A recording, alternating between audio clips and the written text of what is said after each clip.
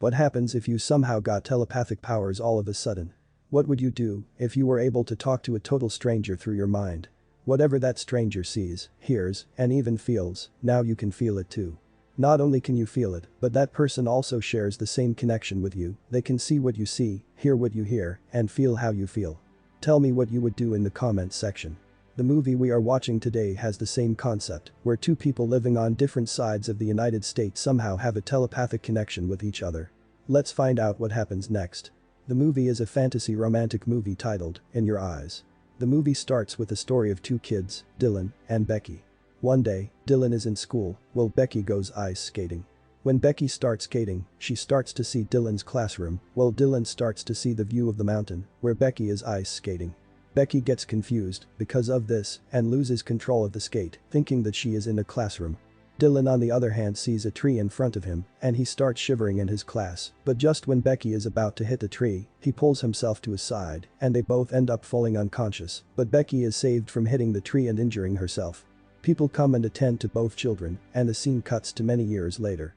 Now they have both grown up and Dylan turned out to be a criminal who recently got released from prison on the parole.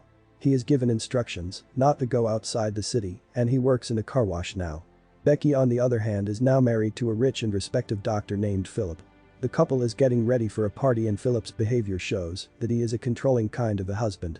He tells her what she should wear to the party, how to talk there and mingle with the trustees' wives, but she doesn't like being told everything. Dylan on the other hand goes to drink in a bar and he gets into a fight with a man while playing snooker. The man attacks and hits him on the head with a stick and knocks him down. Next, we see Becky being knocked to the ground just like him, while comfortably sitting at a table, and her head also hurts just like someone hit her in the head too. She has a direct effect of whatever happens to Dylan in the bar. It seems that they are connected to each other in every form of emotion. Phillips gets embarrassed by seeing his wife falling to the ground in front of his colleagues and friends. The very next morning, Dylan's phone rings and he takes a glance at the time when he realizes that he is late for work. He hops into his car and drives towards his workplace, where on the other hand, we see that Becky has come to a shop to buy something. She is shopping for her undergarments because of which Dylan also sees ladies' undergarments in his hands. He is confused and has absolutely no idea what's happening to him. A car comes in front of Dylan while he is thinking about what's happening to him, and Becky screams, "Watch out." The twist comes when Dylan can hear Becky's voice, to which he asks who is speaking after parking his car on the side of the road. Becky runs out of the shop in fear as well. Dylan parks his car on the side of the road and after some time they finally start talking to each other. Dylan asks her whether she can hear what he was saying, to which she says yes. They ask each other how and why this is happening, because until now they thought they were hearing some ghost. They realize that they have been hearing the voices of another person who lives in the new hemisphere and he lives in Mexico. At that time, it was snow falling in the new hemisphere and Dylan is also feeling cold in Mexico. They tell each other their names and realize that they are living in different time zones. Becky is 2 hours ahead of Dylan and they agree to connect to each other again at night. At night after dinner, Becky hits the call to Dylan in her mind without any battery issue and recharge. They talk to each other a lot and start to know each other even better. They take a look at each other's houses through the telepathy ability that they possess. Theta also shares their past experiences and Becky tells him that she remembers the first time when Dylan went to the jail. They come to the point where Becky tells him that she fell down from the ice board.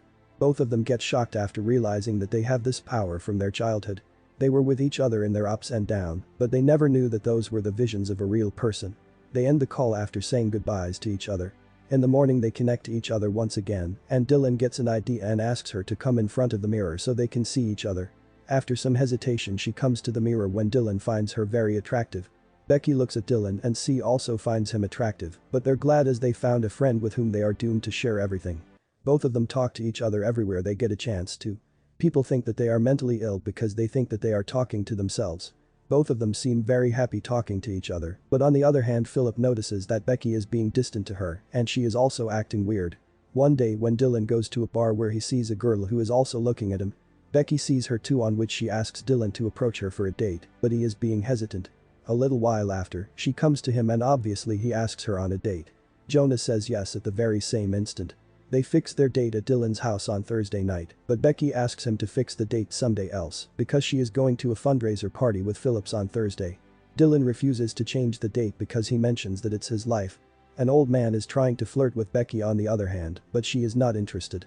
Jonah comes for the date and Dylan offers him wine, but Jonah tells him that she prefers beer. Dylan is very uncomfortable with her because he has never been on a date with anyone else. At the very same moment, the barbecue in the plate started to burn, which Becky can also see. She screams as she gets a vision of Dylan as well. She gets back in her senses when she realizes what she has actually done. Apologizing to everyone, she goes to the bathroom to fix herself up. Dylan comes to his room and starts to fight with Becky, blaming her that she has ruined her date, ask her to leave him alone. Becky tells him that she will not leave him, and Dylan starts hitting himself. Becky gets hit too as they are connected directly and indirectly as well. Jonah comes into the room and after seeing him hitting himself, she leaves as soon as possible. After the party, Philip scolds Becky for what she has done at the party. She threw wine at a doctor and didn't even apologize. She tries to tell him that the doctor was flirting with her, but he doesn't want to listen to her. Here we come to know that Phillips is very desperate to get the promotion. After a while, she connects to Dylan once again and apologizes to him for ruining his date. The next day when Phillips has gone to a meeting, Becky drinks some wine and starts to talk to Dylan once again.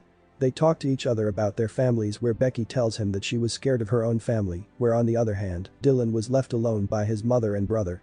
Both of them get very emotional when Dylan finally confesses something. He tells Becky that he has started to like her. He also knows that she is married, but he likes spending time with her virtually. After hearing this, Becky comes in front of a mirror and starts to remove her clothes. Dylan says that she is very pretty, and Becky also wants to know how much he likes her. She afterwards starts touching her body, and Dylan also feels those same touches. They touch each other and get intimate virtually.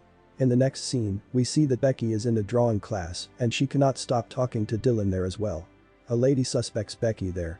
She is the wife of a friend of Philip. That lady thinks that either Becky is mentally ill or she is having an affair with someone else.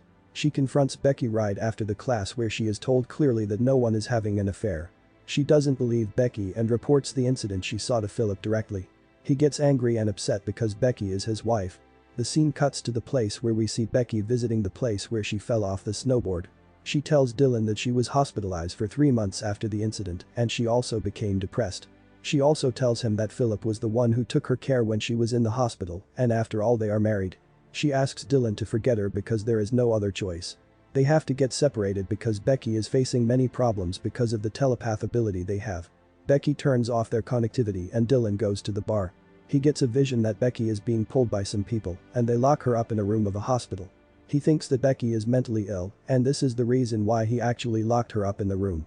This is the moment where she realizes that she doesn't love her own husband and she has been betrayed by her own emotions. As he could understand Becky's feelings, he sells his truck and off he goes to a new hemisphere to save Becky.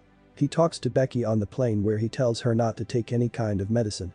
He goes outside the airport to hire a taxi when the security of the airport starts to suspect him. He was a criminal and wasn't allowed to go outside the city. He sneaks out and steals a car going towards Becky's hospital. They're still talking and Becky guides him the way towards the hospital. Dylan teaches her to open the door with the help of the fork. She steals the jacket of an employee, and when she's about to leave the hospital, she sees Philip at the entrance.